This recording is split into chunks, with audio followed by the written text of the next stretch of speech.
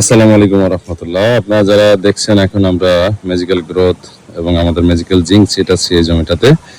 তো এটা 24 শতক জায়গা আমরা 2 কেজি প্রোডাক্ট ব্যবহার করতেছি।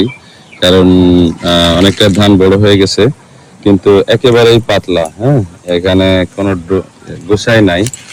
এক একটা গোসাই 4টা 5টা ধান, আবার এই পাশে একটু হাইব্রিড লাগানো। আবার এইটা বাদে আমরা এদিকে যদি দেখি, তাতেও দেখা যাচ্ছে যে সর্বোচ্চ হলেও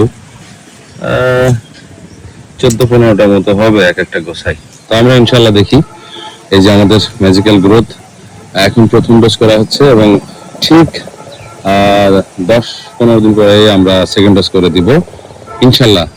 মাঠের তখন এই 2টা জমির ব্যবধান আমরা দেখাবো যে এইটার ধান কেমন হয়েছে এবং এটার ধান কি অবস্থা।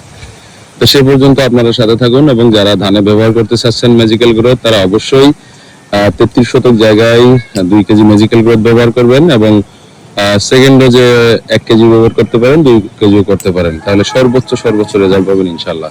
সবাই ভালো থাকবেন, সুস্থ থাকবেন, নিরাপদ থাকবেন, আর নিরাপদ খাদ্য উৎপাদন করতে ম্যাজিক্যাল গ্রোথ ব্যবহার করবেন। আসসালামু আলাইকুম।